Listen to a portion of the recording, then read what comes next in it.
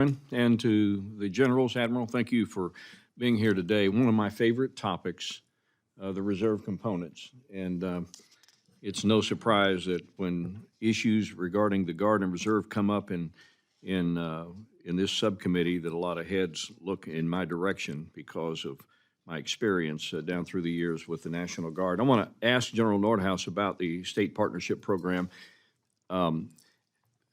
We have a lot of them scattered around the country. I think we have 18 now in the Indo-Pacific region. Arkansas just recently had a big exercise with Guatemala, and not terribly long ago. And I personally believe these SPP programs are just really important. And it's a two-way street. It's good for the state. It's also good for the host nation. What are your thoughts about expansion and what budget constraints could impact our ability, particularly as we look to the Indo-Pacific region? Congressman, thank you for the incredible question and the funding across the board. I want to thank Congress for state partnership funding.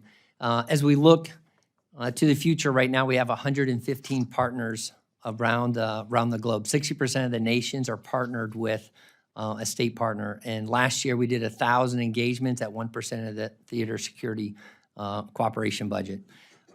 Like you talked about, whether it's an Indo-PACOM, I just recently went out to Timor-Leste with Rhode Island. Their partnership's only 3 years old, and they're with the latest democracy on the planet in Timor-Leste, and that relationship was incredibly strong, and the president and the Minister of Defense all thanked me repeatedly for that incredible relationship.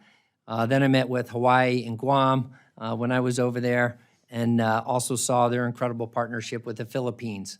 And so as we look to the future, every time we get asked to partner with another nation through the State Department and through the combatant commands, multiple states are asking to be that state partner. So I don't think we're short on the ability to add state partners out there, but we do need consistent funding as those partnerships grow. We need a little bit to kick it off each year to start those key leader engagements, and then the additional funding. And as you look at the funding for the state partnership program, the combatant commands, I hear them talk all the time about how incredibly important it is. And I think a little bit of extra funding in there continues to just robust that program across the board for our national security. Are you still getting good comments, good reviews back from the host nation and from the units themselves? Absolutely, Congressman. Recently, I met with Norway in the Pentagon with Minnesota, and just over-the-top incredible relationship there. Sweden and New York came into town. That partnership's only 3 years old. I know Virginia and Finland, that partnership has kicked off since those two nations have joined NATO. And just over and over here, the robust coordination between our states. You know, our states have went to combat with their state partners. I know that in an upcoming JRTC operation, they're going to have a couple state partners actually train with them. So it's not only do we do mill to mill, but we do it globally, but it also goes mill to civ and then civ to civ. Another question, budget-related question. I've had some concerns about constraints on the budget and the impact it could have on our ability to get units to the combat training centers or to the exportable combat training centers. Is that a concern? Is this something that, I mean, I consider these combat center rotations to be very important to our readiness, and I would assume that you would agree that for the reserve component, it's no different. Congressman, certainly the CTC rotations that we do are critical to our readiness each year. And this year we're doing 2, and we're going to do 1 ex-CTC. And then while that contract is expiring, we're going to go to CRC, so they're combat readiness exercises.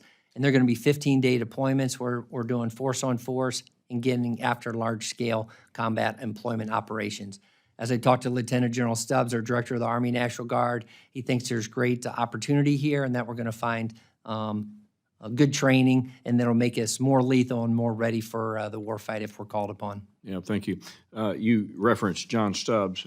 For the benefit of my colleagues up here, a long, long time ago, when I was a battalion commander, John Stubbs was one of my lieutenants.